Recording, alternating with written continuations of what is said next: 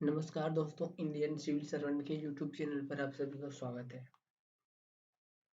आज की वीडियो में हम लोग यूपीएससी प्रीलिम्स टेस्ट नंबर 2 को देखने जा रहे हैं, ठीक ना। तो इस टेस्ट सीरीज में हम लोग जो सो दृष्टि आईएएस का जो टेस्ट नंबर 2 है उसको जो सो देखेंगे। इसके पहले के लेक्चर में हम लोगों ने जो सो टेस्ट नंबर 1 को जो सो पार्ट 1 और पार्ट 2 में जो सो डिवाइड करके देख लिया है। तो अगर आप जो सो टेस्ट नंबर 1 को देखना चाह रहे हैं तो आप जो सो हमारे चैनल के प्लेलिस्ट में जाकर चेक कर सकते हैं। आपको जो सो वहाँ पे मिल जाएगा, अवेलेबल हो जाएगा। अदरवाइज आप डिस्क्रिप्शन बॉक्स में भी चेक कर सकते हैं या फिर आई बटन पर भी क्लिक करके आप टेस्ट नंबर 1 को जो सो देख सकते हैं, ठीक ना।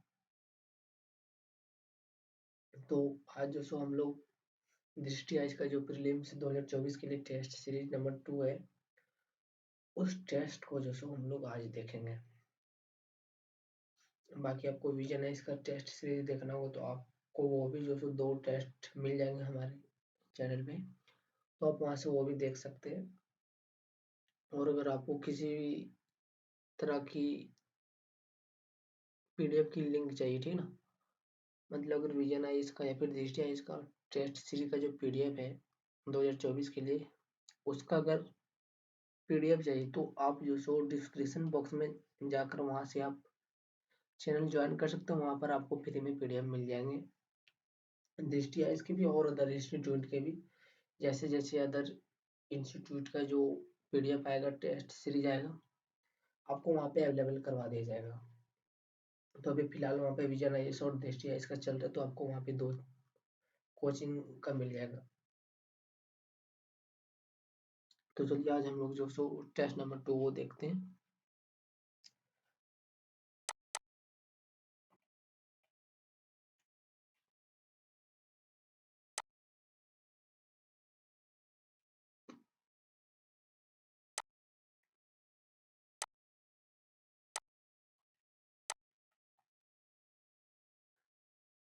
तो अगर कोई न्यू एस्पिरेंट होगा तो उसके लिए कुछ बता देते हैं कि ये देखिए हमारा टेस्ट नंबर 2 है, ठीक ना, जीएस का यानी प्रीलिम्स का।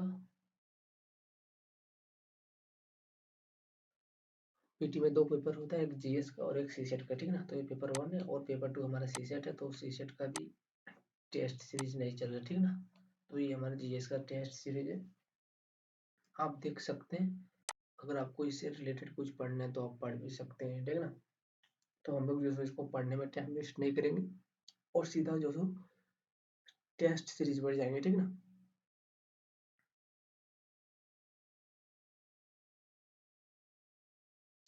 तो चलिए हम लोग पहले नंबर क्वेश्चन से जो सो स्टार्ट करते हैं। तो देखिए ये रहा हमारा पहला क्वेश्चन। इसमें दिया गया है कि सत्ता के विभाजन का कौन सा रूप संघीय सरकार और राज्य सरकारों के बीच अधिकार और उत्तरदायित्व के विभाजन की विशेषता है, जिसमें सरकार के प्रत्येक स्तर का अपना विशिष्ट क्षेत्र होता है, ठीक ना। तो ये जो सो संघवाद का होता है, ठीक ना। संघवाद में जो सो इतनी सारी विशेषता पाई जाती है। क्या क्या विशेषता? तो सत्ता का विभाजन होता है उसमें, ठीक ना। राज्य सरकारों के बीच जो सो उत्तरदायित्व होता है, केंद्र सरकारों के बीच विभाजन होता है सब। फिर उसकी विशेषता होती है उसमें। फिर होता है कि सरकार के प्रत्येक स्तर का अपना विशिष्ट क्षेत्र होता है, ठीक ना। जैसे जैसे होता है ना कि राज्य सरकार का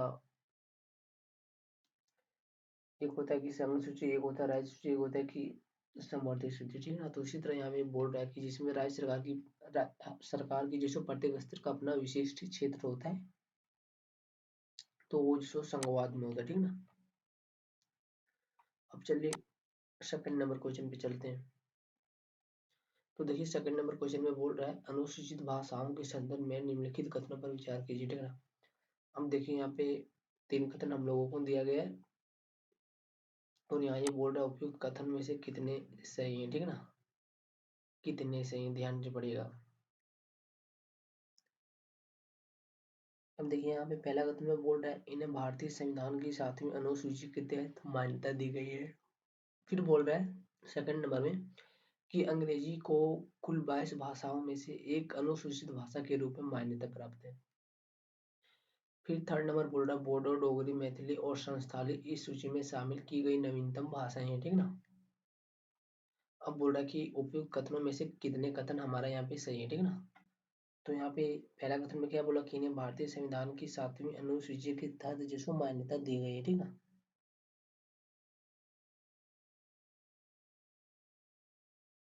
तो देखिए यहाँ पे जो हमारा पहला कथन है, ये जो कथन हमारा गलत हो जाता है, ठीक ना।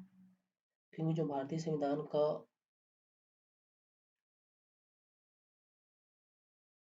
8वीं अनुसूची है उसमें जो भारतीय राज्य को जो भारत की गणराज्य को जो आधिकारिक भाषाओं की सूची दी गई, ठीक ना। मतलब उसमें जो भारत की जो गणराज्य है उसकी जो कुछ आधिकारिक भाषाएं हैं उसको वहां पे दिया गया, ठीक है ना। मतलब ये यहाँ पे बोल रहा है कि 7वीं अनुसूची में इन भाषाओं का विवरण दिया गया, बट ऐसा नहीं है उसमें। 7वीं अनुसूची में नहीं दिया गया ये विवरण हमारा 8वीं अनुसूची में दिया गया, इसीलिए यहाँ पे गलत हो जा रहा है मतलब पहला कथन, ठीक ना। फिर बोल रहा है अंग्रेजी को कुल 22 भाषाओं में से एक अनुसूचित भाषा के रूप में मान्यता प्राप्त है, ठीक ना। तो ये भी गलत है क्योंकि अंग्रेजी को इस भाषा का दर्जा प्राप्त नहीं। फिर थर्ड नंबर बोल रहा है बोडो डोगरी मैथिली और संस्थाली इस सूची में सबसे नवीनतम भाषा है, ठीक ना।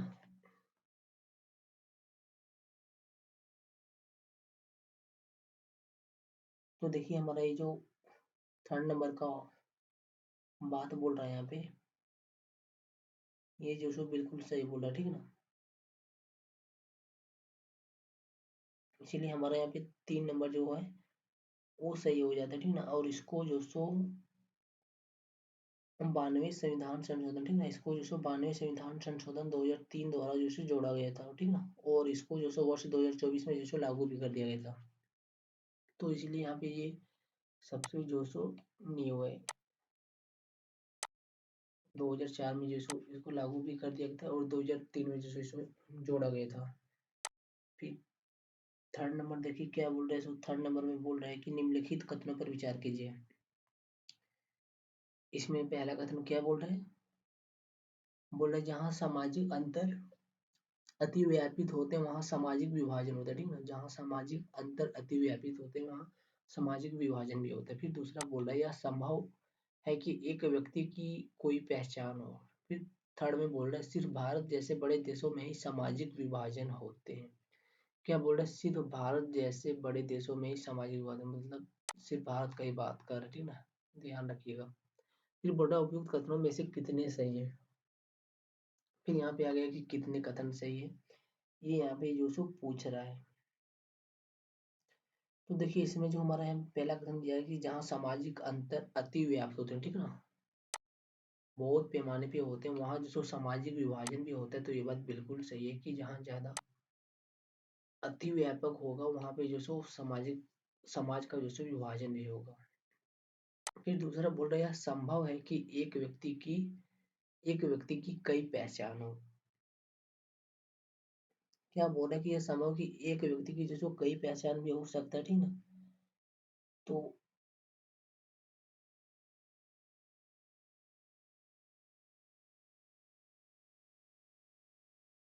तो देखिए यहाँ पे जो बोल रहा है कि एक व्यक्ति की क्या बोल रहा है कि यह संभव है, ठीक ना। मतलब ये नहीं बोल रहा कि पूरी तरह से 100% से होगा ही होगा, बट ये बोल रहा है कि यह संभव है कि एक व्यक्ति की कई पहचान हो। तो ये बात बिल्कुल सही है कि एक व्यक्ति को कई रूप में पहचाना जा सकता है। ये भी बात सही है। अभी बोल रहा है सिर्फ भारत जैसे बड़े देशों में ही सामाजिक विभाजन होते हैं, ठीक ना।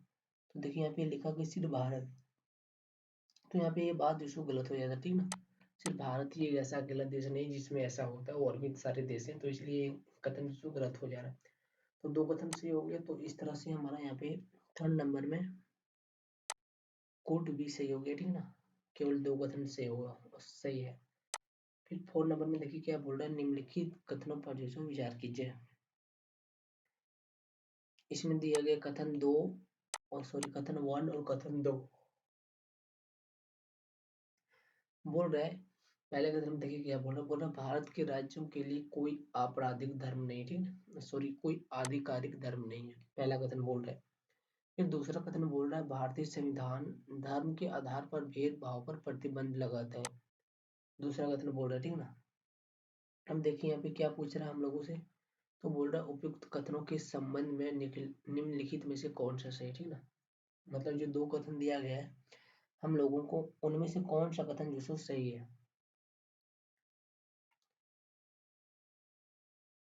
अब देख लीजिए यहाँ पे बोल रहा है कि पहले कथन में भारत के राज्य के लिए कोई आधिकारिक धर्म नहीं है, तो ये बात बिल्कुल सही है, ठीक है ना। भारत का कोई आधिकारिक धर्म नहीं है। फिर सेकंड में क्या बोल रहा है कि भारतीय संविधान जो धर्म के आधार पर भेदभाव पर प्रतिबंध लगाता है, ये भी सही बात है कि धर्म के आधार पर अगर आप भेदभाव करेंगे तो संविधान जो सो प्रतिबंध लगाता है उसके ऊपर। तो दोनों कथन सही हो गया हमारा। तो देखिए कथन वन और कथन दो दोनों सही है। कथन वन और कथन दो दोनों सही कथन तथा कथन दो कथन वन की सही व्याख्या करते हैं। फिर बोल रहा है कथन वन और कथन दो दोनों सही तथा कथन टू कथन वन की सही व्याख्या नहीं करते, ठीक है ना। तो ये बात दोस्तों बिल्कुल सही है, दोनों तो सही है तथा ये जो कथन दो है वो कथन वन की सही व्याख्या नहीं कर रहे, ठीक है ना। और अच्छी व्याख्या होगी इसकी। अब देखिए 5 नंबर में क्या बोल रहा है हमारा यहाँ पे,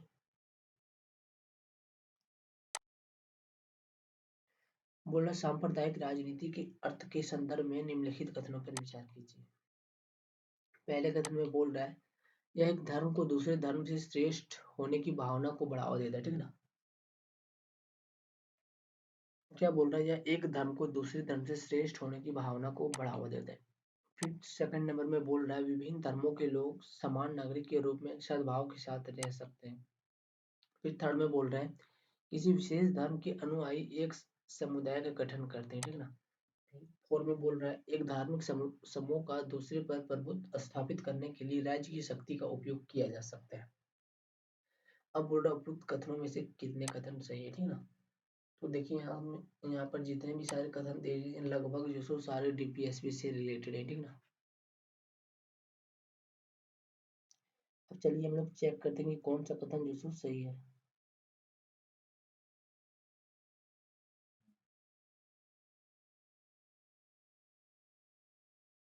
तो देखिए इसमें पहला कथन क्या बोल रहा है, बोल रहा है यार एक धर्म को दूसरे धर्म से श्रेष्ठ होने की भावना को बढ़ावा देता है, ठीक ना।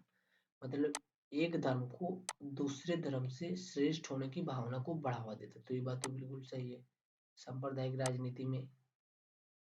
फिर दूसरा बोल रहा है कि विभिन्न धर्मों के लोग समान नागरिक के रूप में सद्भाव के साथ रह सकते हैं, ये बात बिल्कुल सही है। लेकिन यहाँ पे क्या पूछ रहा है, आपको उत्तर इसके संदर्भ में देना सांप्रदायिक राजनीति के अर्थ के संदर्भ में, ठीक है ना। आपको अपने मन से उत्तर नहीं देना है।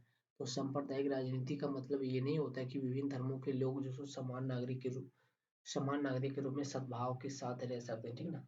वो सद्भाव के साथ नहीं बल्कि हिंसा के साथ रह सकते हैं, उसी को जिसको सांप्रदायिक राजनीति बोला जाता है। लेकिन यहाँ पे उल्टा लिख दिया तो ये गलत हो गया सेकंड नंबर।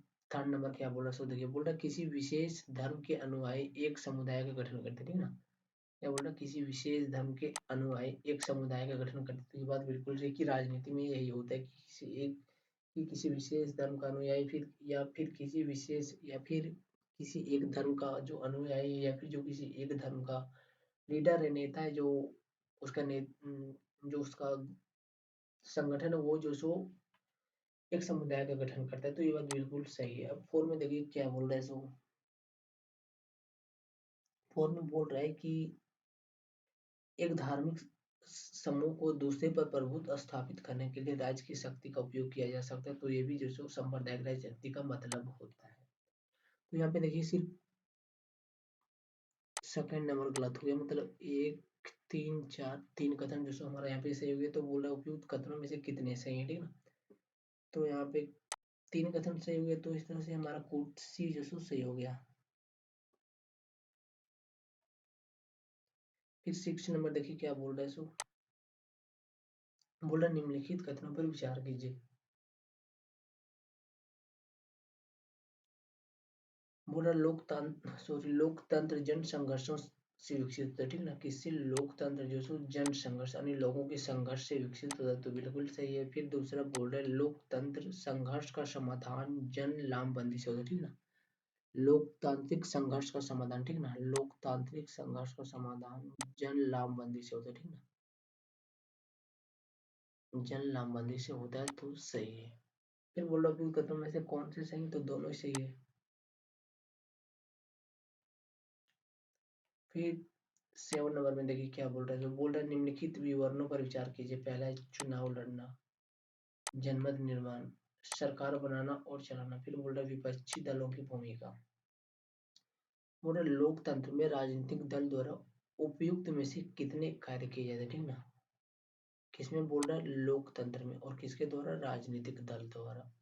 तो यहाँ पे लोकतंत्र की बात हो रही है और राजनीतिक दलों की बात हो रही है। और बोल रहा है उपयुक्त में से कितने कार्य जो सो उनके द्वारा किए जाते हैं, ठीक ना।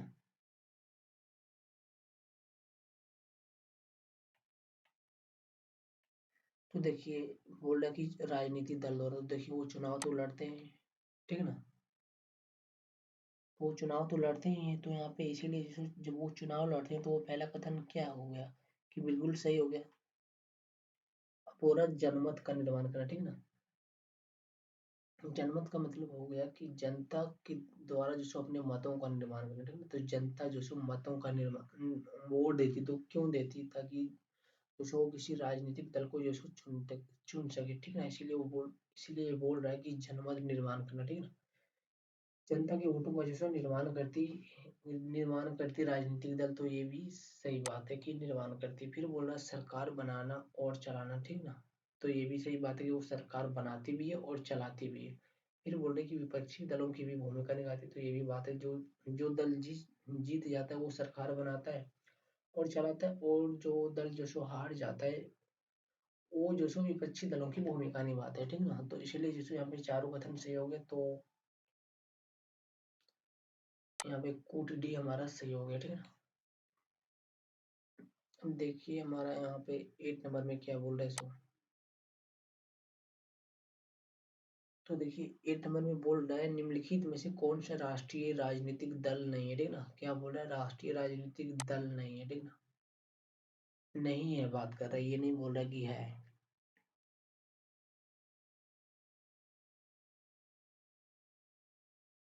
तो देखिए भारतीय जनता पार्टी है, फिर भारतीय राष्ट्रीय कांग्रेस भी, आम आदमी पार्टी भी है, अखिल भारतीय तृणमूल कांग्रेस, ठीक ना। ये जो सो हमारा भी नहीं है।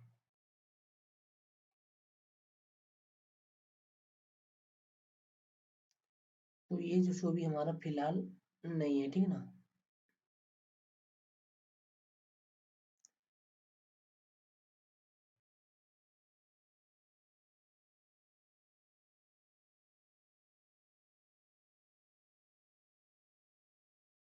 क्यों, क्योंकि ये देखिए ये जो तृणमूल कांग्रेस थी, ये जो सो पहले राष्ट्रीय राजनीतिक दल थे, ठीक ना। मतलब ये जो सो पहले नेशनल नेशनल पार्टी थी, ठीक ना। लेकिन अभी जो सो इससे जो सो वो दर्जा जो सो ले लिया है। क्यों, क्योंकि ये जो सो उस शर्त को जो सो पूरा नहीं कर पा रही थी, जो नेशनल पार्टी को जो सो एक शर्त पूरी करनी चाहिए, वो शर्त जो सो ये अखिल भारतीय तृणमूल कांग्रेस जो सो पूरा नहीं कर पा रही थी। इसीलिए जो सो इनसे जो सो वो दर्जा भी वापस ले लिया गया, ठीक ना। तृणमूल कांग्रेस मतलब टीएमसी, ठीक ना, याद रखिएगा। ममता बनर्जी की सरकार की बात कर रही है। तो यहाँ पे डी हो गया 8 का। अब चलिए हम लोग जो सो 9 की ओर चलते हैं। तो देखिए 9 में ये है। अब इसमें बोल रहा है कि यदि एक 13 वर्ष का बच्चा कालीन बनाने वाले कारखाने में कार्य कर रहा है, तो इस स्थिति में निम्नलिखित में से किस मूल अधिकार का उल्लंघन हो रहा है, ठीक ना। कितने वर्ष का बच्चा है, 13 वर्ष का, ठीक ना। तो देखिए समानता का अधिकार तो नहीं, स्वतंत्रता का अधिकार नहीं, शोषण के विरुद्ध अधिकार है, ठीक ना। संवैधानिक उपचार का अधिकार भी नहीं है।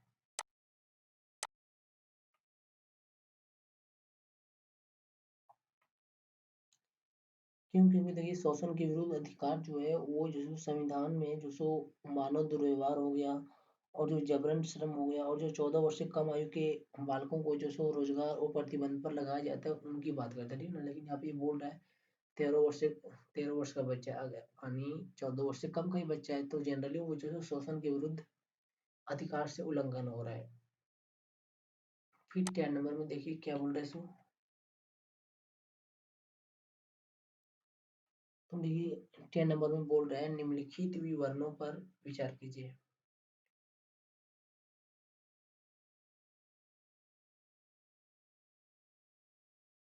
फिर बोल रहा है पहला कथन में राष्ट्रीय स्तर पर सरकार का चयन करना, ठीक है ना, राष्ट्रीय स्तर पर सरकार का चयन करना। फिर सेकंड में बोल रहा है सरकार को नियंत्रित, मार्गदर्शित एवं सूचित करना।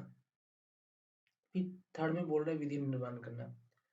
फिर बोल रहे हैं यहाँ पे उपयुक्त में से कितने कार्य भारत की संसद द्वारा किए जाते हैं, ठीक ना। राष्ट्रीय स्तर पर सरकार का चयन करना मतलब नेशनल लेवल पर तो देखिए ये संसद ही करती है। फिर बोल रहा है सरकार को नियंत्रित, मार्गदर्शित एवं सूचित करना, ये भी संसद का कार्य है। फिर विधि निर्माण, ये भी संसद का कार्य है। तो देखिए तीनों ही संसद का कार्य है, इसीलिए यहाँ पे सी से हो गया। फिर देखिए 11 नंबर में क्या बोला जा रहा है, वो बोल रहा है निम्नलिखित कथनों पर विचार कीजिए। अब यहाँ पे पहला कथन दिया गया दंड विधि किसी व्यक्ति के अधिकार की किसी भी तरह की हानि या क्षति से संबंधित है, ठीक है ना। क्या बोल रहे हैं दंड विधि किसी व्यक्ति के अधिकारों की किसी भी तरह की हानि या क्षति से संबंधित है, ठीक ना। क्या बोल रहे हैं कि दंड का जो विधि है वो किसी व्यक्ति के अधिकारों की किसी भी तरह की हानि, क्या बोल रहे हैं किसी भी तरह की हानि, ठीक ना। कोई एक स्पेशल हानि की बात नहीं कर रहा, किसी भी तरह की हानि या क्षति से संबंधित है तो ऐसा नहीं है, इसीलिए कथन गलत हो जाता है। फिर दूसरा बोला है सिविल विधि ऐसे आचरण या कृत्यों से संबंधित है जिन्हें विधि अपराध के रूप में परिभाषित करता है, ठीक है ना। तो सिविल विधि जो है वो अपराध के रूप को परिभाषित नहीं करता, ठीक है ना। विधि अपराध के रूप विधि अपराध को परिभाषित नहीं करता है, ठीक है ना। इसीलिए हमारा ये कथन भी जो सो गलत हो जाता है। तो यहाँ पे बोल रहे कौन से सही है, ठीक है ना।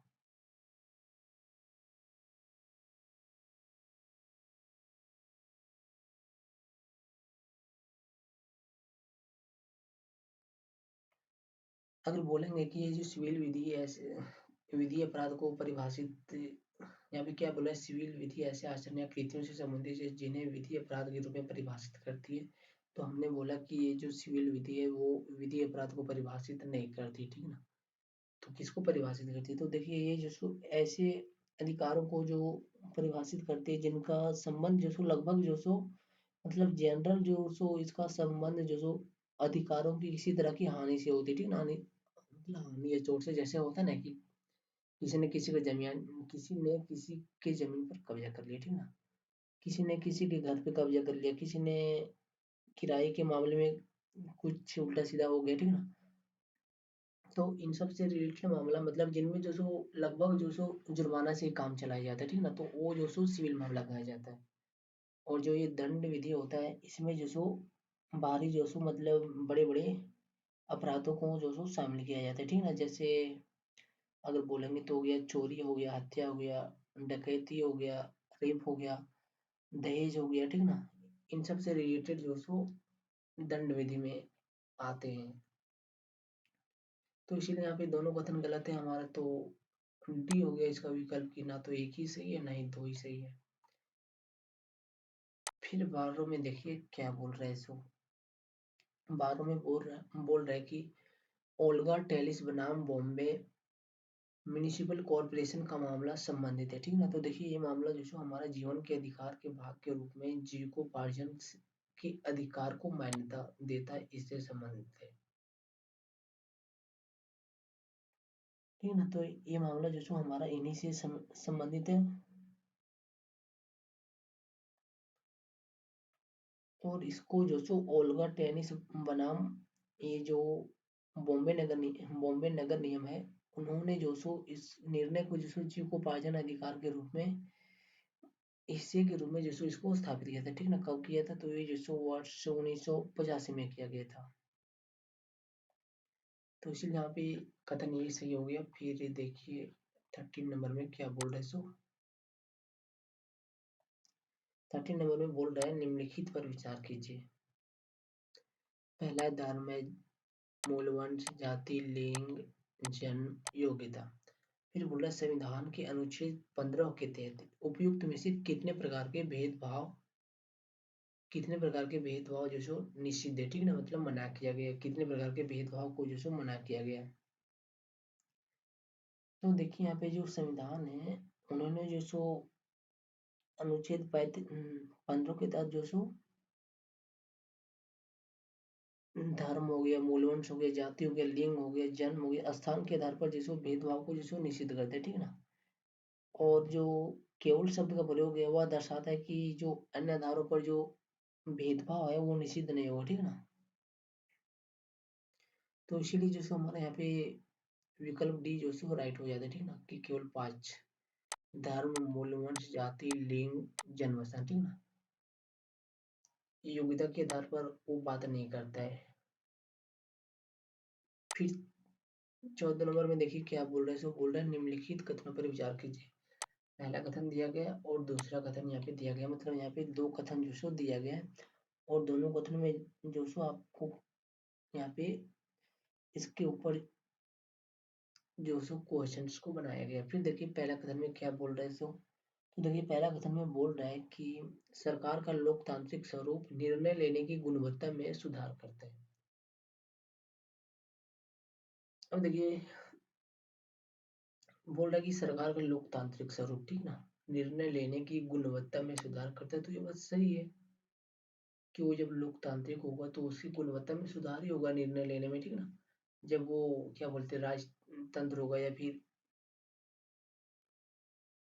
जो एक तंत्र होता है, ठीक ना, एकात्मक होता है, और जो राजतंत्र होता है वो अगर होगा तो निर्णय लेने में जो सो गुणवत्ता में सुधार नहीं करेगा। क्यों? क्योंकि वहां पे जो सो वो निर्णय खुद के बल पे लेगा, ठीक है ना, लेकिन यहाँ पे जो सो वो मंत्री परिषद के आधार पर जो सो निर्णय लेती है। तो इसलिए यहाँ पे पहला कथन सही हो गया। फिर दूसरा बोल रहा है कि लोकतांत्रिक सरकार एक बेहतर सरकार होती है क्योंकि यह सरकार का अधिक उत्तरदायी स्वरूप होती है, ठीक है ना। तो ये बात बिल्कुल सही कि क्योंकि जो अभी तक सबसे अच्छी सरकार जो लोकतांत्रिक सरकार को ही मानी गई है, ठीक है ना। तो इसलिए यहाँ पे पहला कथन भी सही हो गया और दूसरा कथन भी सही हो गया। बोल रहा है उपयुक्त कथनों के संबंध में निम्नलिखित में से कौन सा सही। तो देखिए पहला भी सही, दूसरा भी सही, पहला कथन सही, दूसरा कथन सही, दोनों सही, तथा कथन टू जो सो वन की सही व्याख्या करती है, तो ये भी सही है।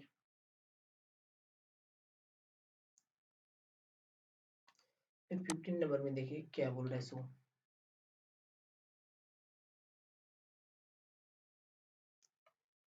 बोल रहे निम्नलिखित कथनों पर विचार कीजिए, ठीक है ना, निम्नलिखित कथनों पर विचार कीजिए। अब बोल रहा है पहला कथन दिया गया रंग भेद लैटिन अमेरिका की असामान्य विशिष्ट व्यवस्था का नाम था। फिर दूसरा बोल रहा है रंग भेद प्रणाली विशेष रूप से असुविधाओं के लिए दमनकारी थी। फिर थर्ड में बोल रहा है महात्मा गांधी ने रंग भेद विरोधी आंदोलन की नींव रखी। अब बोल रहा है उपयुक्त कथनों में से कितने सही है, ठीक है ना, कितने सही है। तो देखिए यहाँ पे कितने कथन सही है वो भी हम लोग जो चेक करते हैं। तो देखिए जो रंग भेद है हमारा, ये दक्षिण अफ्रीका में जो विशिष्ट नस्लीय भेदभाव की व्यवस्था का नाम था, ठीक है। लेकिन यहाँ पे क्या बोल रहा है रंग भेद जो लैटिन अमेरिका, किसकी बात कर रहा है, लैटिन अमेरिका की। लेकिन लैटिन अमेरिका की नहीं थी ये जो दक्षिण अफ्रीका की विशिष्ट नस्लीय भेदभाव की व्यवस्था का नाम था, ठीक ना। इसका नाम था नस्लीय भेदभाव की व्यवस्था का नाम था, लेकिन ये बोल रहा है कि लैटिन अमेरिका की असामान्य विशिष्ट व्यवस्था का नाम था, तो ये गलत है, पहला कथन गलत हो गया।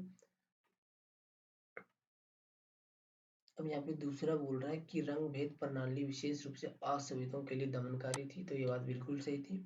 फिर थर्ड था महात्मा गांधी ने रंग भेद विरोधी आंदोलन की नींव रखी थी, ये भी सही है।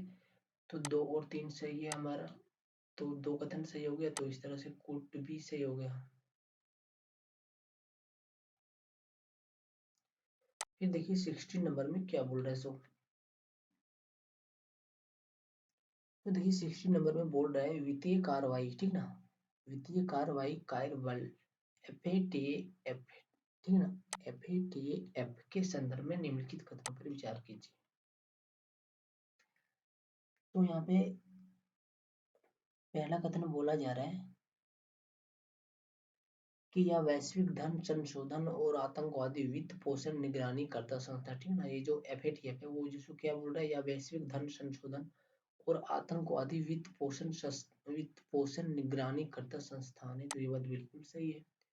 फिर दूसरा कथन में बोल रहा है इसकी स्थापना G7 समूह के देशों की पहल से की गई थी, तो ये बात भी जिसको हमारा बिल्कुल सही है, ठीक है ना।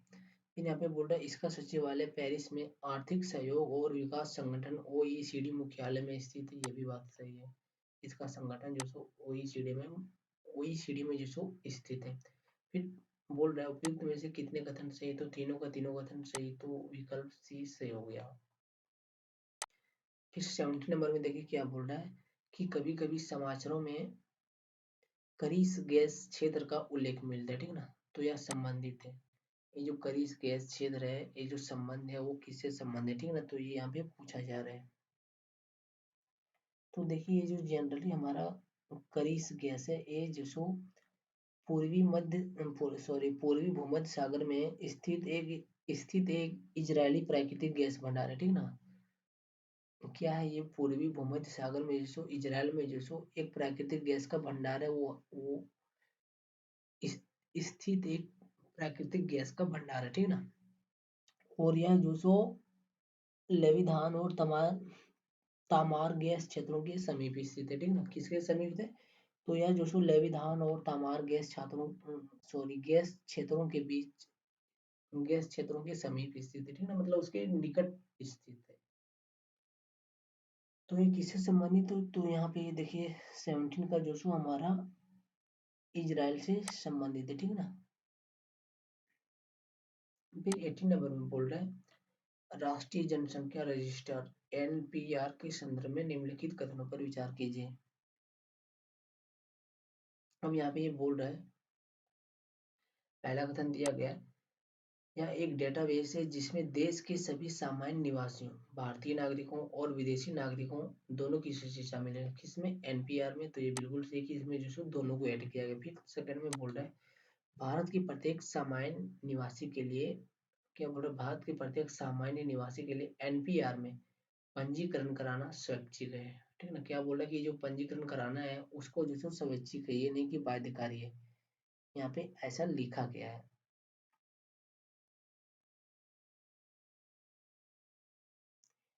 लेकिन देखिए जो प्रत्येक भारतीय है उसको जो सो एनपीआर में पंजीकरण कराना अनिवार्य है, ठीक ना, मतलब बाध्यकारी। लेकिन यहाँ पे क्या बोला, स्वैच्छिक है, इसीलिए कथन जो सो हमारा गलत हो जा रहा है। फिर बोला उपयुक्त कथनों में से कौन सा सही है, 18, तो केवल 1 सही हो गया, क्योंकि यहाँ पे इसको जो सो यहाँ पे पंजीकरण कराना अनिवार्य है, इसीलिए जो सो यहाँ पे स्वैच्छिक नहीं हो सकता है।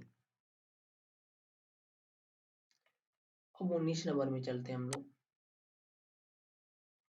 बोल रहे निजी सदस्य विधेयक के रूप में निजी सदस्य विधेयक के संदर्भ में निम्नलिखित कथनों पर विचार कीजिए, ठीक ना, निजी सदस्य विधेयक के रूप में, ठीक ना, एक होता है सरकारी सदस्य, ठीक ना, तो सरकारी सदस्य का मतलब हो गया मंत्री, ठीक ना, और निजी सदस्य का मतलब हो गया जो मंत्री ने। विधेयक के संदर्भ में निम्नलिखित कथनों पर विचार कीजिए। अब पहला कथन बोल रहा है इसे सत्तारूढ़ सरकार के अतिरिक्त संसद के किसी भी सदस्य द्वारा पेश किया जा सकता है। किसको, ये जो निजी विधेयक, निजी सदस्य का जो विधेयक होता है उसको जो सो सिर्फ सत्तारूढ़ की सरकार यानी सत्ताधारी दल के सदस्यों के द्वारा ही नहीं, बल्कि क्या बोल रहा है, किसी भी सदस्य द्वारा पेश किया जा सकता है, ठीक ना। तो देखिए यहाँ पे जो कथन है ये हमारा बिल्कुल भी सही है, ठीक ना, क्यों, क्योंकि जो भारतीय संसद है उसमें उसमें जो सो निजी संसद के विधेयक ऐसे संसद सदस्यों द्वारा पेश किए गए हैं जो विधायी प्रस्ताव होते हैं, ठीक ना, जो सरकार का हिस्सा नहीं होती है, और इसे जो सो मंत्री के अतिरिक्त संसद के किसी भी सदस्य द्वारा पेश किया जा सकता है। इसलिए हमारे यहाँ पे जो पहला कथन है वो बिल्कुल सही हो जाता है।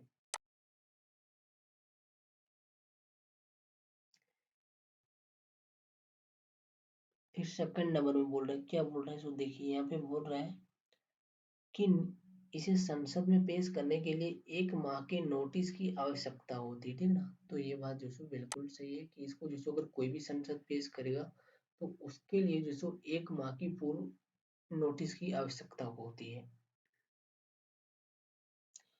अगर थोड़ा इसको डिटेल में पढ़ें तो देखिए निजी सदस्यों का जो विधेयक होता है उसको जो शुक्रवार को संसद के दोनों सदनों में एक समर्पित निर्धारित समय के दौरान जो सो पेश किया जाता है, ठीक ना, मतलब जो निजी सदस्य का जो विधेयक होता है या फिर जो भी कुछ प्रस्ताव वगैरह होता है उसको जो सो संसद में जो सो शुक्रवार को जो सो एक समर्पित निर्धारित समय में जो सो पेश किया जा सकता है और इसे जो सो सदन में पेश करने के लिए 1 महीने की नोटिस की आवश्यकता होती है। इसीलिए ये बात जो सो बिल्कुल सही हो जाती है। फिर थर्ड नंबर बोल रहा है कि इसके कानून बनने की संभावना बहुत सीमित होती है, ठीक ना। क्या बोल रहे हैं, इसके कानून बनने की संभावना बहुत सीमित है, ठीक ना। क्यों? क्योंकि ये जो गैर सरकारी गैर सरकारी सदस्य द्वारा प्रस्तुत भी किया जाता है और उसको जो किसी एक सदस्य द्वारा प्रस्तुत किया जाता है, इसीलिए जो इसके विधेयक बनने की संभावना कम होती है। क्यों? क्योंकि यहाँ पे जो एक बात ये भी है कि इसको जो विपक्षी दलों के द्वारा भी प्रस्तुत किया जा सकता है। तो देखिए, हालांकि समय की कमी और संसद में जो सरकार के बहुमत के कारण निजी सदस्य के विधेयक होते हैं, उसको जो कानून बनने की सीमित संभावना होती है, ठीक ना। क्योंकि यहाँ पे सरकार की और भी बहुत सारे काम होते हैं और जो सरकारी सदस्य द्वारा विधेयक पेश किया जाता है उसको ही बहुत बार देखा जाता है कि कानून बनने में बहुत लेट हो जाता है। तो यहाँ पे जो गैर सरकारी विधेयक उसकी क्या ही वैल्यू रह जाएगी, ठीक ना। इसीलिए यहाँ पे इसके कानून बनने की संभावना जो बहुत कम रहती है। तो तीनों ही कथन सही हो गया, तो यहाँ पे देखिए सभी तीन कथन हमारा यहाँ पे सही हो जाता है। फिर 20 नंबर देखिए क्या बोल रहे हैं। बोल रहे कि निम्नलिखित कथनों पर विचार कीजिए और यहाँ पे पहला कथन दिया गया कि संवैधानिक संशोधन का न्यायिक पुनरावलोकन। फिर दूसरा बोल रहा है संसद और राज्य विधानसभाओं और अधीनस्थ विधानों का न्यायिक पुनरावलोकन। फिर थर्ड में बोल रहा है संघ एवं राज्य प्राधिकरणों की प्रशासनिक कार्रवाई का न्यायिक पुनरावलोकन। फिर यहाँ पे बोला जा रहा है उपयुक्त में से कितने प्रवर न्यायालयों यानी मुख्य रूप से सर्वोच्च न्यायालय और उच्च न्यायालय के न्यायिक पुनरावलोकन के दायरे में, ठीक ना। मतलब जो सर्वोच्च न्यायालय और जो उच्च न्यायालय उनके न्यायिक पुनरावलोकन के अधिकार क्षेत्र में है। ये तीनों क्या इसके अधिकार क्षेत्र में है या नहीं, ये यहाँ पे जो हम लोगों से पूछा जा रहा है। तो देखिए यहाँ पे जो तीन कथन दिया गया है, तो इसमें हम लोग पहला चेक करते हैं संविधान संशोधन के न्यायिक पुनरावलोकन। तो ये जो कोर्ट कर सकता है, ठीक ना, सुप्रीम कोर्ट, हाई कोर्ट। फिर संसद और राज्य विधानसभाओं और अधीनस्थ विधानों का न्यायिक पुनरावलोकन। मतलब जो संसद कानून बनाएगा, जो राज्य का विधानसभा कानून बनाएगा और जो और भी कुछ विधान परिषद है या जो न्यायिक पुनरावलोकन है उस तरह का, उनका जो सुप्रीम कोर्ट न्यायिक पुनरावलोकन कर सकता है। फिर बोला संघ एवं राज्य प्राधिकरणों की प्रशासनिक कार्रवाई का न्यायिक पुनरावलोकन, ठीक ना, प्रशासन का जो कार्रवाई होता है उसका भी सुप्रीम कोर्ट जो न्यायिक पुनरावलोकन कर सकता है। तो यहाँ पे जो सुप्रीम कोर्ट ये तीनों का ही न्यायिक पुनरावलोकन कर सकता है, इसीलिए जो यहाँ पे कोर्ट सी से होगा कि तीनों का ही कर सकता है। फिर 21 नंबर देखिए क्या बोल रहे हैं। बोल रहे हैं निम्नलिखित कथनों पर विचार कीजिए। अब यहाँ पे ये बोल रहा है कि पहला कथन में कि जैव विविधता अधिनियम 2002 के तहत केंद्र सरकार महत्वपूर्ण जैव विविधता क्षेत्र को जैव विविधता विरासत स्थल के रूप में अधिसूचित करती है, ठीक ना।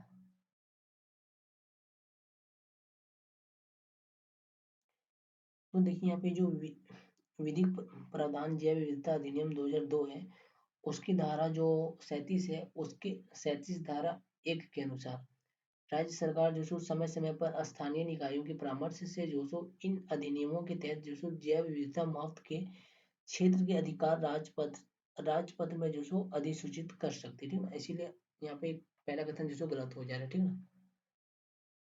यहाँ पे क्या बोल दे रहा है, तो यहाँ पे ये बोल दे रहा है कि 2002 के तहत केंद्र सरकार, ठीक ना, केंद्र सरकार, लेकिन यहाँ पे गलत है। यहाँ पे जो राज्य सरकार ऐसा कर सकती है, इसीलिए पहला कथन जो गलत हो गया। फिर बोल रहा है कि ये जो BHS है यानी जैव विविधता अधिनियम 2002, ठीक ना, का निर्माण स्थानीय समुदाय के उपयोग के रूप में प्रचलित प्रथाओं पर सख्त प्रतिबंध लगाता है, गलत है।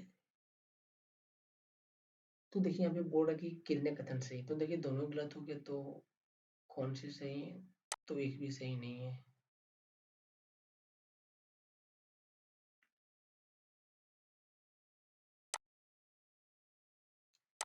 फिर 22 नंबर में देखिए क्या बोल रहा है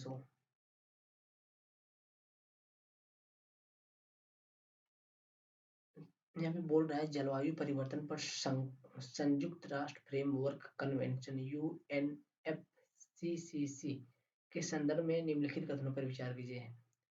पहला कथन दिया गया और दूसरा कथन दिया गया।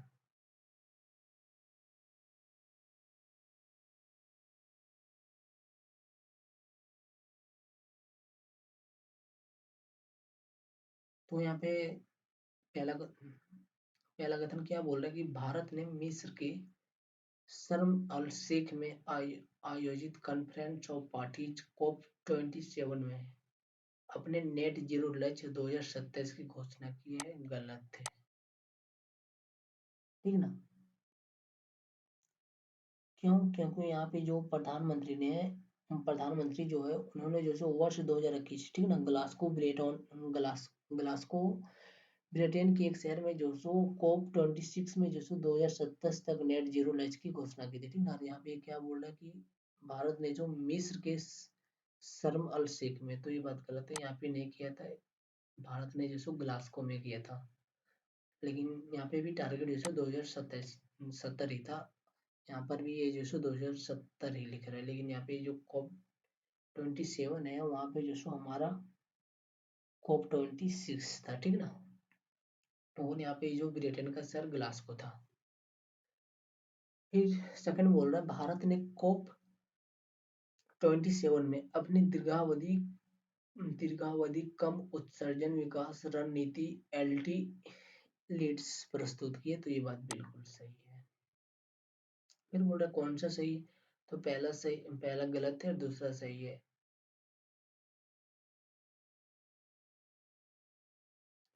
कूट नंबर डी, ठीक ना।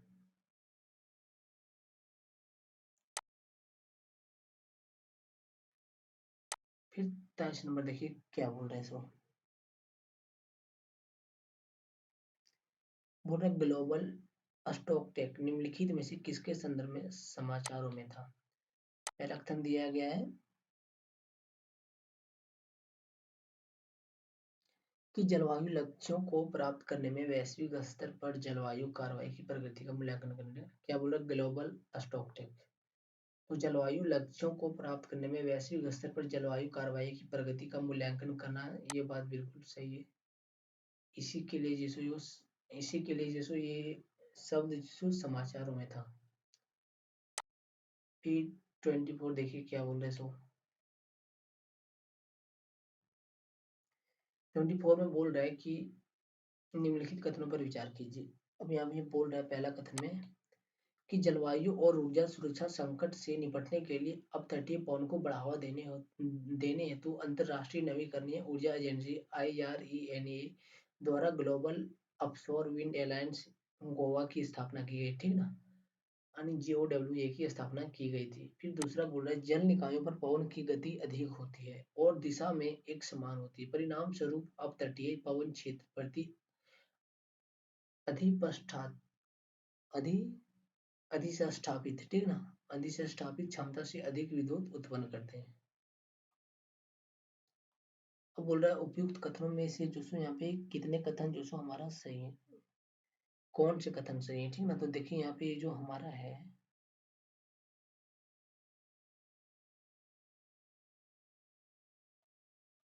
दोनों कथन जो सो सही है, इसीलिए कूट सी सही होगा। फिर 25 नंबर देखिए क्या बोल रहे सो। बोला जलवायु परिवर्तन प्रदर्शन सूचकांक CCPI के संदर्भ में निम्नलिखित कथनों पर विचार कीजिए, ठीक ना। अब देखिए यहाँ पे CCPI के संदर्भ में जो सो क्वेश्चन आ गया है। पहला कथन क्या दिया गया कि CCPI 2023 में भारत को CCPI 2023 ने भारत को 2023 में जो सो भारत को 8वां स्थान दिया गया था, ठीक ना, तो सही है। जो वर्ष 2022 में उसकी रैंक से 2 स्थान बेहतर है, सही है। फिर दूसरा बोल रहा है German watch new climate institute of और क्लाइमेट एक्शन नेटवर्क द्वारा प्रतिवर्ष प्रकाशित किया जाता है, ये भी सही है। फिर तीसरा बोल रहा है कोई भी देश सूचकांक में पहले 3 समग्र स्थानों पर नहीं है, ठीक ना, ये भी सही कि जो कोई भी देश है वो सूचकांक में पहले 3 समग्र स्थानों पर नहीं है। तो 3 सही है, तो यहाँ पे तीनों ही सही हो गया। सभी तीन पुट सही है। अब देखिए यहाँ पे 26 नंबर में क्या बोल रहा है, सो बोल रहा है कि हिंद महासागर क्षेत्र में आने वाली चक्रवात के नामकरण में निम्नलिखित में से कौन सा देश योगदान देता है, ठीक ना। जो हिंद महासागर क्षेत्र है उसमें जो चक्रवात आती है, ठीक ना, उसके नामकरण में जो निम्नलिखित में से कौन सा देश योगदान देता है, ठीक ना। तो देखिए यहाँ पे जो हमारा देश है इसमें से जो हमारा है बांग्लादेश भी योगदान देता है, म्यांमार भी योगदान देता है, भारत भी योगदान देता है और श्रीलंका भी योगदान देता है, ठीक ना। तो 1 2 3 4 6 कुड भी सही हो जाएगा यहाँ पे। फिर 27 नंबर देखिए क्या बोल रहा है, सो बोल रहा है ओलिवियर रिडले कछुओं के संदर्भ में निम्नलिखित कथनों पर विचार कीजिए, ठीक ना। उड़ीसा की प्रमुख। अब देखिए यहाँ पे क्या बोल रहा है, सो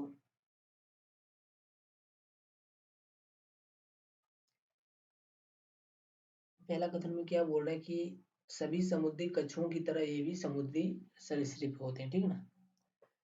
तो देखिए यहाँ पे जो ये बात बोला जा रहा है कि ये बात कि सभी समुद्री कछुओं की तरह ये भी जो सो समुद्री सरीसृप होते हैं, तो ये बात जो सो बिल्कुल सही बात है। फिर यहाँ पे बोल रहा है ये विश्व में पाई जाने वाली, ठीक ना, सभी समुद्री कछुओं में सबसे छोटे, ठीक ना, सबसे छोटे और सबसे प्रचुर मात्रा में पाए जाने वाले कछुए, तो ये बात बिल्कुल सही है कि ये इसकी खासियत होती है।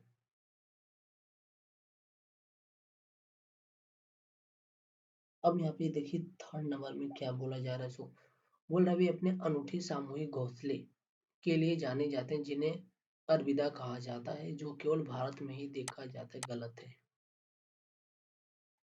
फिर 4 नंबर बोल रहा है अलविदा घोंसला बनाने का व्यवहार केवल समुद्री कछुओं की इस प्रजाति में पाया जाता है, ये भी गलत है। ठीक है ना, ये जो ओलिवर रिडले कछुए होते हैं ये जो Mexico, Nicaragua, Costa Rica, Panama, Australia, Africa के कुछ हिस्सों में और जो सो भारत के तट के साथ कुछ समुद्री तटों में भी जो सो पाया जाता है, और ये जो सो सबसे बड़ा अलविदा होता है वो जो सो कोस्टारिका, मैक्सिको और भारत में ही पाया जाता है, इसीलिए कथन 3 जो सो सही नहीं है। अब ये जो 4 नंबर है कि अलविदा घोंसला बनाने का व्यवहार केवल समुद्री कछुओं की इस प्रजाति में पाया जाता है, तो ये भी जो सो हमारा गलत है, ठीक है ना। अलविदा घोंसला बनाने का व्यवहार जो सो केवल केवल जो सो लेपिडोचिल्स, ठीक ना, लेपिडोचिल्स प्रजाति के कछुए में पाया जाता है, ठीक ना, जो जिसमें जो सो केम रिडले और ओलिवर रिडले समुद्री जो सो कछुए शामिल होती है, ठीक ना, इसलिए कथन 4 जो सो शामिल 4 जो सो सही नहीं है। तो दो कथन सही हो गए, तो बोल रहा है उपयुक्त में से कितने सही, तो केवल दो।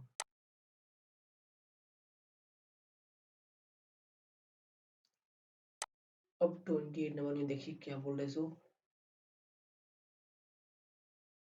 बोल रहा भारत में जीव मंडल नीचे, ठीक ना, आरक्षित क्षेत्र के संदर्भ में संबंध में निम्नलिखित में से कौन सा कथन सही है, ठीक ना। पहला बोल रहा भारत में वर्तमान में 18 अधिसूचित जीव मंडल नीचे है, आरक्षित क्षेत्र है जिनमें से 12 यूनेस्को द्वारा मान्यता प्राप्त है, सही है।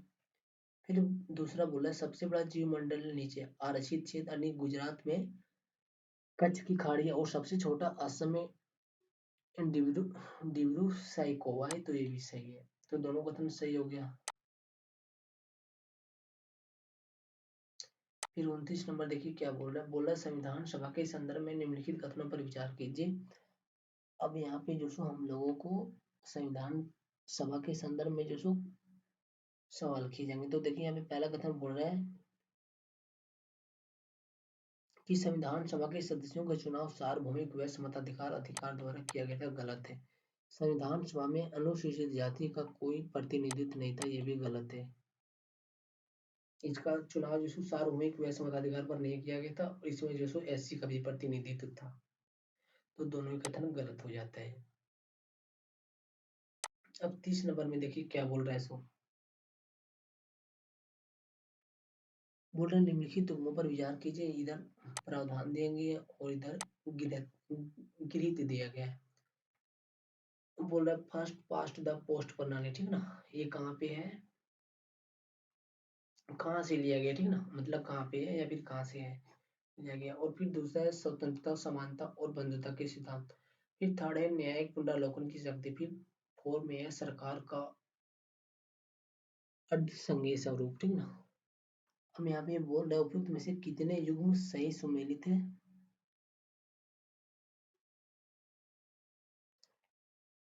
तो देखिए जो फर्स्ट पास्ट द पोस्ट प्रणाली है जिसको ब्रिटिश संविधान से लिया गया है, ठीक ना। फिर स्वतंत्रता, समानता और बंधुता के सिद्धांत जो है वो फ्रांस की संविधान से लिया गया है और फ्रांस के संविधान में है। फिर थर्ड में बोल रहा है न्यायिक पुनरावलोकन का शक्ति संयुक्त राज्य अमेरिका। फिर थर्ड में सॉरी फोर में बोल रहे हैं सरकार का अर्धसंघीय स्वरूप कनाडा। तो चारों सही हो गए, तो कुट डी। फिर 31 नंबर में देखिए क्या बोल रहा है इसमें। बोल रहे पंडित जवाहरलाल नेहरू के संदर्भ में निम्नलिखित कथनों पर विचार कीजिए। पहला कथन दिया गया है कि उन्होंने एनी बेसेंट द्वारा शुरू की गई होम रूल लीग में भाग नहीं लिया। फिर दूसरा है उन्होंने वर्ष 1931 में कांग्रेस के कराची अधिवेशन की अध्यक्षता की एवं वर्ष 1929-31 में मूल अधिकार तथा आर्थिक नीति नामक प्रस्ताव का मसौदा तैयार किया। फिर थर्ड है उन्होंने विश्वविद्यालय की झलक नामक पुस्तक लिखी। फिर फोर है उन्होंने संविधान सभा की संघ संविधान समिति की अध्यक्षता की, ठीक ना। तो बोर्ड ऑफ व्यू में से कितने कथन सही है, ठीक ना। तो देखिए यहाँ पे जो हमारा उपयुक्त में से सिर्फ दो ही कथन सही है, ठीक ना। और कौन कथन सही है, तो देखिए यहाँ पे जो हमारा पहला कथन है ये जो सो हमारा गलत है, ठीक ना। पहला कथन जो सो हमारा गलत है यानी सही नहीं है। फिर जो हमारा दूसरा कथन है वो भी जो सो गलत है। उसके बाद जो हमारा तीसरा कथन है ये जो सो हमारा सही है। और जो चौथा कथन है वो जो सो सही है। उन्होंने विश्व इतिहास की झलक नामक पुस्तक लिखी थी, किसने, पंडित जवाहरलाल नेहरू ने। और उन्होंने जो सो संविधान सभा की संघ समिति की अध्यक्षता की थी, सही है। तो दो कथन सही हो गया।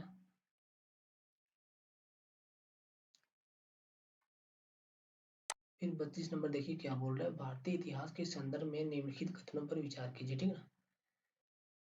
पहला दिया गया कि सराय घाट का युद्ध वर्ष 1671 में अहोम साम्राज्य और मुगलों के बीच लड़ा गया था। किसके किसके बीच, अहोम साम्राज्य और मुगलों के बीच जो सो लड़ा गया था, ठीक ना। तो इसीलिए लड़ा गया था, मतलब ये कथन जो सो हमारा बिल्कुल सही है कि ये युद्ध जो सो इन दोनों के बीच ही लड़ा गया था। फिर दूसरा, अहोम ने बोहिया की पुरानी राजनीति व्यवस्था का उन्मूलन उन्मूलन कर एक नए राज्यों की स्थापना की, तो ये भी सही है। फिर थर्ड में बोल रहा है रजाकार अहोम साम्राज्य की मुख्य सेना थे, ठीक ना। तो यहाँ पे जो रजाकार है जिसको अहोम साम्राज्य की मुख्य सेना नहीं थे, इसलिए यहाँ पे गलत हो जा रहा है। इसलिए वन और टू सिर्फ सही है, तो एक और दो अनुकूट ये। फिर 33 नंबर देखिए क्या बोल रहा है सो। बोल रहा है निम्नलिखित में से किसने वहदत अल वजूद एकेश्वरवाद पर जोर दिया, तो इसने जो सो चिश्ती सिलसिला ने।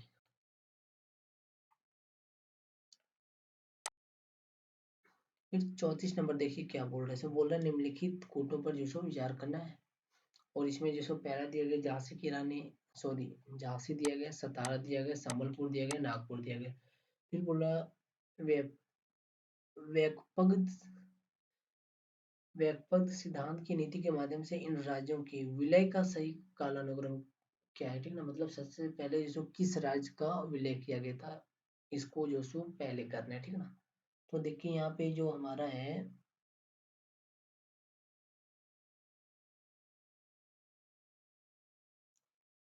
सतारा जो है इसका जो सो विलय जो सो 1848 में किया गया था, ठीक ना। फिर जो हमारा झांसी है इसका विलय जो सो 1853 में किया गया था। फिर जो नागपुर है उसका विलय जो सो 1854 में किया गया था। और जो सबलपुर है इसका सबलपुर का जो सो 1849 में किया गया था, ठीक ना।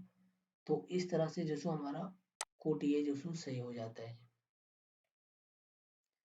फिर 35 नंबर देखिए, 35 में बोल रहा है बिरसा मुंडा के संदर्भ में निम्नलिखित कथनों पर विचार कीजिए, ठीक ना। यहाँ पे दो कोट जो सो हम लोगों को दिए गए हैं। पहला कोट क्या बोल रहा है उन्होंने ब्रिटिश सरकार द्वारा थोपी गई सामंती राज व्यवस्था के खिलाफ उलगुलान मुंडा विद्रोह का नेतृत्व किया था, ठीक ना। तो आज रखिएगा उलगुलान मुंडा विद्रोह का नेतृत्व बिरसा मुंडा ने किया था। फिर दूसरा बोल रहा है, दूसरा कथन में कि जनजातीय शोषण और भेदभाव के विरुद्ध उनके संघर्ष के परिणाम स्वरूप ही वर्ष 1908 में छोटा नागपुर काश्तकारी अधिनियम पारित हुआ था। तो ये भी बात सही है। तो इस तरह से यहाँ पे जो सो हमारा कोट भी सही हो जाता है, दोनों कथन सही तथा कथन दो जो सो कथन वन की सही व्याख्या नहीं है। फिर 36 नंबर देखिए क्या बोल रहा है सो, बोल रहा प्राचीन भारत के संदर्भ में ताम्रलिपि मानिका पटना चैली तालो पालरू पिथुंडा प्रसिद्ध थे। किसके लिए प्रसिद्ध थे? तो देखिए ये जो सो जनरली हमारे बंदरगाह के रूप में प्रसिद्ध थे। अब 37 नंबर देखिए क्या बोल रहा है सो, तो देखिए जो 37 नंबर हमारा है, संस्थापक है और उधर दिया गया महिला संगठन, ठीक ना। तो ये सरला देवी चौधरी रानी, ठीक ना। तो भारत स्त्री महामंडल इसी से संबंधित, तो इसी से संबंधित है, ठीक ना। तो इसीलिए पहला कथन सही हो गया। फिर बोल रहा पंडिता रमाबाई सरस्वती, ठीक ना। तो ये जो पंडिता रमाबाई सरस्वती है, ये जो सो हमारी आर्य महिला समाज की स्थापना से संबंधित है, तो इसीलिए दो भी सही हो गया। फिर इलाबेन भट्ट, ठीक ना। तो ये जो इलाबेन भट्ट है, ये जो सो हमारी स्वरोजगार महिला से ही संबंधित है, ठीक ना, इसीलिए महिला संगठन से। तो ये भी सही हो गया, तो तीन सही हो गया, तो कुछ चीज सही हो गया, ठीक ना। फिर 38 नंबर देखिए क्या बोल रहे हैं सो, बोल रहे निम्नलिखित में से कौन सा कथन पद है, ठीक ना, फिनफ्लुएंस को सर्वोत्तम अर्थ में वर्णित करता है। तो देखिए यहाँ पे जो वर्ड है, ये जो हमारा वर्ड है, सोशल मीडिया प्लेटफॉर्म पर ऐसे लोग जो मुद्रा एवं शेयरों में निवेश के संदर्भ में परामर्श देते हैं, उसी को जो सो फ्लुएंस के रूप में वर्णित किया जाता है। फिर 39 नंबर में देखिए क्या बोल रहा है भारत में प्रचलित चुनावी प्रणाली के संदर्भ में निम्नलिखित कथनों पर विचार कीजिए, ठीक ना। तो इसमें पहला कथन दिया गया है कि फर्स्ट पास्ट द पोस्ट प्रणाली में विजयी प्रत्याशी को बहुमत करने की आवश्यकता नहीं है, ठीक ना। क्या बोल रहा है, विजयी प्रत्याशी को बहुमत प्राप्त करने की आवश्यकता नहीं है, बिल्कुल सही है। फिर दूसरा बोला राष्ट्रपति और उपराष्ट्रपति के चुनाव के लिए एफएफटीएफ प्रणाली संविधान द्वारा निर्धारित है। तो ये बात जो सो हमारा गलत हो जाता है, ठीक ना, क्योंकि ये बात जो सो संविधान द्वारा निर्धारित नहीं है।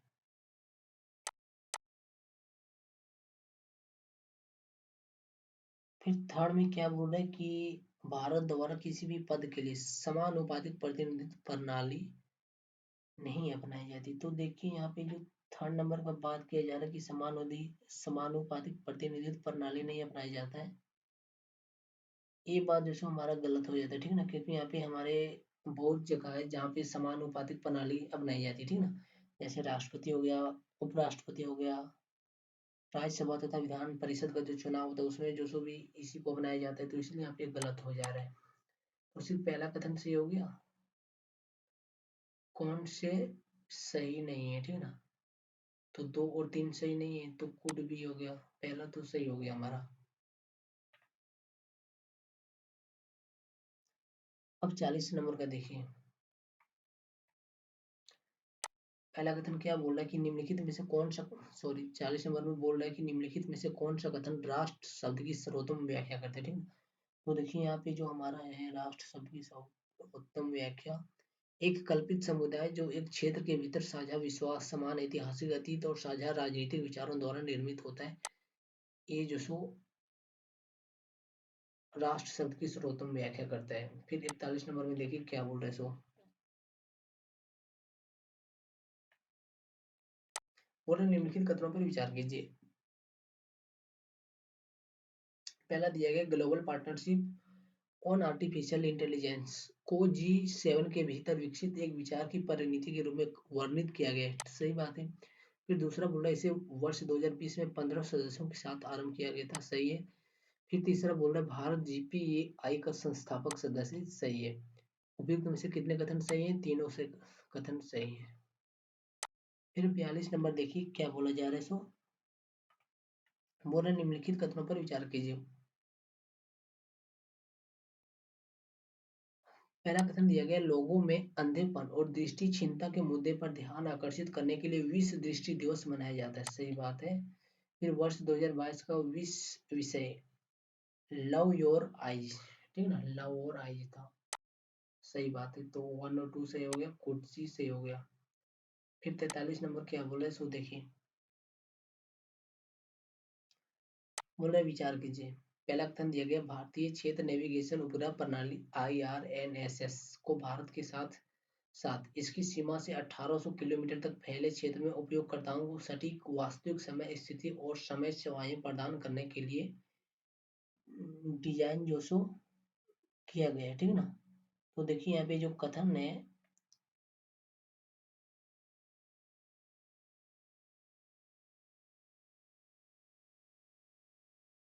सही नहीं है, ठीक है ना, ये कथन जो सो हमारा गलत है।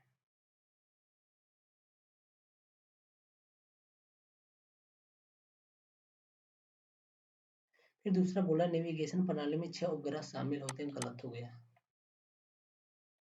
उपयोग में से कितने कथन सही हैं? तो डी, ना ही एक ना ही दो। फिर 44 बोल रहा है कि निम्नलिखित कथनों पर विचार कीजिए। अब देखिए यहाँ पे क्या क्या बोला जा रहा है। सो बोला निम्नलिखित कथनों पर विचार कीजिए। यहाँ पे पहला कथन दिया गया प्रारंभ मिशन का उद्देश्य 3 पेलोड को अंतरिक्ष में ले जाना है, जिसमें 2.5 किलोग्राम का पेलोड भी शामिल है, जिसे कई देशों के छात्रों द्वारा विकसित किया गया है, बिल्कुल सही बात है। फिर दूसरा नंबर में बोल रहा है कि प्रारंभ मिशन और विक्रम एस रॉकेट को हैदराबाद स्थित स्टार्टअप द्वारा भारतीय अंतरिक्ष अनुसंधान संगठन इसरो तथा भारतीय राष्ट्रीय अंतरिक्ष संवर्धन एवं प्राधिकरण केंद्र INSpace के व्यापक समर्थन से विकसित किया गया, बिल्कुल सही। फिर बोला उपयुक्त में से कौन से सही है? तो दोनों ही कथन सही है। फिर 45 नंबर बोल रहा है निम्नलिखित कथनों पर विचार कीजिए, ठीक है ना।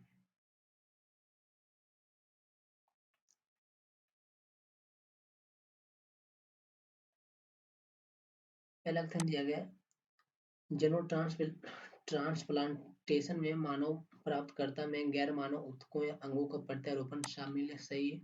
फिर दूसरा बोला जीनोम एडिटिंग प्रौद्योगिकी का एक समूह है जो वैज्ञानिकों की किसी जीव के डीऑक्सीराइबोन्यूक्लिक एसिड यानी DNA को बदलने में सक्षम बनाती, सही है। फिर थर्ड बोल रहा है शुक्र अंग प्राप्ति हेतु प्राइमेट की तुलना में अधिक सुलभ होता है, क्योंकि उन्हें पालना आसान होता है और यह 6 माह में ही वैक्स आकार प्राप्त कर लेता है, सही बात है। तीन कथन सही है, तो कुट सी हो गया सही। फिर 46 नंबर देखिए क्या बोल रहे सो। बोला निम्नलिखित कथनों पर विचार कीजिए, ठीक है ना। पहला कथन दिया गया भारत का चंद्र अन्वेषण मिशन वर्ष 2008 में चंद्रयान 1 के साथ शुरू हुआ, जिसका उद्देश्य चंद्रमा का त्रि-आयामी मानचित्रण एवं खनिज मानचित्रण करना था, सही बात है। दूसरा बोला चंद्रयान 2 में एक ऑर्बिटर लैंडर और रोवर शामिल थे, जिसका लक्ष्य चंद्रमा के दक्षिणी ध्रुव का अन्वेषण करना था, सही है। फिर तीसरा बोला चंद्रयान 3 के लैंडर विक्रम और रोवर प्रज्ञान पेलोड चंद्रयान 2 मिशन के समान ही है, सही है। कुर्सी सही हो गया। ये 47 नंबर देखिए क्या बोल रहे सो। पहल बोल रहे हैं निम्नलिखित कथनों पर विचार कीजिए, ठीक ना। अब यहाँ पे पहला कथन दिया गया है कि संयुक्त राष्ट्र मानवाधिकार परिषद UNHRC एक अंतर सरकारी निकाय है जो वैश्विक रूप से मानवाधिकारों के प्रचार और संरक्षण को सुदृढ़ करने के लिए जिम्मेदार है, था। यह कथन जो सो गलत हो जाता है, ठीक ना। राष्ट्रीय सॉरी यहाँ पे लिखा हुआ है कि अंतर सरकारी निकाय, तो ये कथन सही है, ठीक है ना, ये अंतर सरकारी निकाय ही है। पहला कथन सही है हमारा। फिर दूसरा बोल रहा है एनएचआरसी की स्थापना वर्ष 2006 में संयुक्त राष्ट्र महासभा द्वारा की गई थी। तो बिल्कुल सही कि संयुक्त राष्ट्र महासभा द्वारा 2008 में की गई थी। फिर थर्ड में बोल रहा है संयुक्त राष्ट्र मानवाधिकार उच्चायुक्त कार्यालय OHCHR पेरिस में स्थित है। तो ये बात जो हमारा यहाँ पे गलत हो जाता है, ठीक है ना। इसका मुख्यालय जो जिनेवा स्विट्जरलैंड में स्थित है। तो दो कथन सही हो गया, तो केवल दो कथन यहाँ पे सही हो गया, कुड बी। फिर 48 में बोल रहा है निम्नलिखित कथनों पर विचार कीजिए। अब यहाँ पे देखिए पहला कथन में क्या बोल रहा है, बोला राष्ट्रीय अपराध रिकॉर्ड ब्यूरो एनसीआरबी जिसका मुख्यालय मुंबई में है की स्थापना वर्ष 1986 में गृह मंत्रालय के द्वारा की गई थी। तो ये कथन जो हमारा गलत हो गया, ठीक है ना। क्यों? क्योंकि यहाँ जो राष्ट्रीय अपराध रिकॉर्ड ब्यूरो एनसीआरबी है उसका मुख्यालय जो नई दिल्ली में है और इसकी स्थापना जो वर्ष 1986 में की गई थी, गृह मंत्रालय के अंतर्गत ही, ठीक है ना। फिर दूसरा बोल रहा है राष्ट्रीय अपराध रिकॉर्ड ब्यूरो एनसीआरबी का स्थापना राष्ट्रीय पुलिस आयोग और गृह मंत्रालय की टास्क फोर्स वर्ष 1985 की सिफारिशों के आधार पर की गई थी, ठीक ना। तो ये कथन जो हमारा सही है। तो दूसरा कथन सही। फिर बोला कौन से सही है, तो केवल दो सही है, ठीक ना। फिर 49 नंबर में देखिए बोल रहे निम्नलिखित युग्मों पर विचार कीजिए, इधर योजना और इधर मंत्रालय, किरण मनोदर्पण और सुगम भारत अभियान, ठीक ना। बोल रहा उपयुक्त में से कितने युग्म जसो सही सुमेलित हैं, ठीक ना। तो देखिए यहाँ पे जो हमारा ये जो किरण है ये जो सामाजिक न्याय और अधिकारिता मंत्रालय से ही संबंधित है, ठीक ना। तो ये बिल्कुल सही बात है। अब ये जो दूसरा है मनोदर्पण, ये अल्पसंख्यक मंत्रालय से संबंधित नहीं है, ठीक ना। इसीलिए यहाँ पे जो गलत हो जाता है, ये जो अल्पसंख्यक है ये सॉरी ये जो मनोदर्पण है वो जो शिक्षा मंत्रालय की एक पहल है, ठीक ना। और ये जो सुगम भारत अभियान है ये जो सामाजिक न्याय और अधिकारिता मंत्रालय की पहल है। इसीलिए यहाँ पे 1 सही हो गया और 3 सही हो गया। कितने युग सही सुमेलित है, तो 2 युग सही सुमेलित है। फिर 50 में बोल रहे हैं निम्नलिखित युग्मों पर विचार कीजिए। अनुच्छेद इधर दिया गया है और इधर निर्देशक तत्व दिया गया है। अब यहाँ पे दिया गया अनुच्छेद 47, 43 ये, अनुच्छेद 40 और अनुच्छेद 45। बोल रहा उपयुक्त में से कितने युग्म सही सुमेलित है, ठीक ना। तो देखिए यहाँ पे जो अनुच्छेद 47 है वो जो लोगों के पोषण स्तर और जीवन स्तर को ऊपर उठाना और सार्वजनिक स्वास्थ्य में सुधार करने के लिए संबंधित है। तो यहाँ पे पहला कथन हमारा जो सही हो गया, ठीक है ना। फिर यहाँ पे जो 43 ये है ये जो उद्योग के प्रबंधन में श्रमिकों को भागीदारी सुनिश्चित करने के लिए दिया गया है।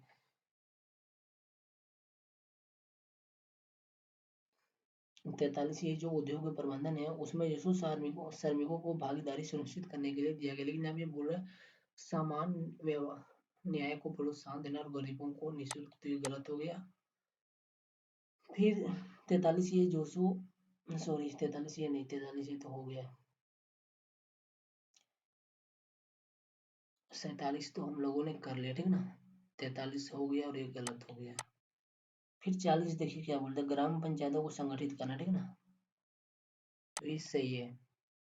फिर 45 है कि सभी बच्चों को जो 6 वर्ष की आयु पूरी करने तक प्राथमिक बाल अवस्था देखभाल और शिक्षा प्रदान करना, ठीक ना। तो ये सही है। तो 3 कथन सही हो गया। तो इस तरह से हमारा जो 50 का 3 ऑप्शन जो 3 विकल्प जो हमारा सही हो गया, ठीक ना। केवल 3 विकल्प। तो देखिए आज के लेक्चर में हम लोग जो 50 नंबर तक ये करेंगे रोजाना की तरह, क्योंकि देखिए वीडियो जो बहुत लॉन्ग हो जाती है, ठीक ना। अगर थोड़ा डिटेल में नहीं पढ़ेंगे ऑप्शन को लेकर तो पढ़ने का क्या है फायदा। इसीलिए अगर इतना लंबा करेंगे तो कोई फायदा नहीं। तो चलिए फिर हम लोग मिलेंगे किसी नेक्स्ट वीडियो में, नेक्स्ट पार्ट में इसके, तब तक के लिए जय हिंद।